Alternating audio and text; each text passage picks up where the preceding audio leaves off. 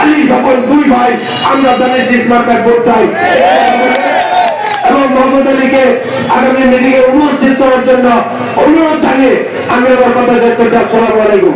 আমরা আসন গ্রহণ করার জন্য আপনারা মূল্যায়ন করা না হয়, যদি এই মূল্যায়ন করা হয় তাহলে কথা দিতে পারি 24 ঘন্টার ভিতরে তাকে তাদের সংশ্লিষ্ট পদ থেকে অব্যাহতি প্রদান করা হবে।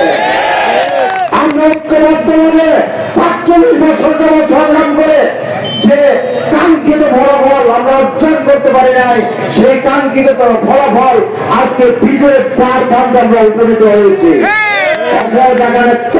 শুধু একটা পক্ষ করবে, যারা পদ নিয়ে বসে আছেন তারা স্বীকার করবেন না, এটা হতে পারে না। অতএব সকলের সম্মিলিত প্রচেষ্টায় আমরা আমাদের প্রার্থী আলহাজ ফকির মাওলানা স্বপন ভাইকে বিজয়ী করে ওই জাতীয় সংসদে পাঠাবো, এটাই আমাদের সকলের আজকে কাম্য, প্রত্যাশা এবং প্রার্থনা। আমি আর কথা বিজয়িত করবো না, পরিশেষে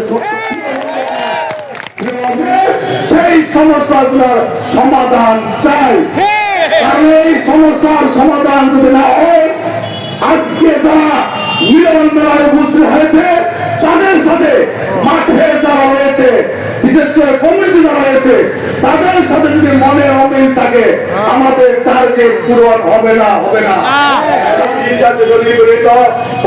যখন আজকে একত্রিত হয়ে আজকে আমরা এখানে মিলিত হয়েছি, তখন মধুপুরের সর্বস্তরের মানুষের মনে মানুষ আজকে উজ্জীবিত হয়েছে, মানুষ আজকে উচ্ছ্বাসিত হয়েছে।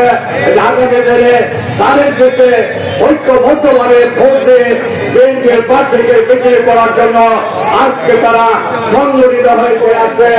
আজকে মধুপুরে আজকে এই নির্বাচন একটি চ্যালেঞ্জিং নির্বাচন হয়েছে। 39 বছর যাবৎ আমরা এই মধুপুরের ধানের শেষের এমপি পাই না। তাই বন্ধুরা আমার, আজকে যারা এসেছেন এবং আমরা যারা আছে, আমরা ঐক্যবদ্ধ থাকলে কোন সত্যে কোন অপসত্যে আমাদেরকে এই অর্থকে কোনদিনই বিনষ্ট করতে পারবো না। বরঞ্চ আমরা যারা আমাদেরকে প্রস্তুত হয়েছে আগামী 12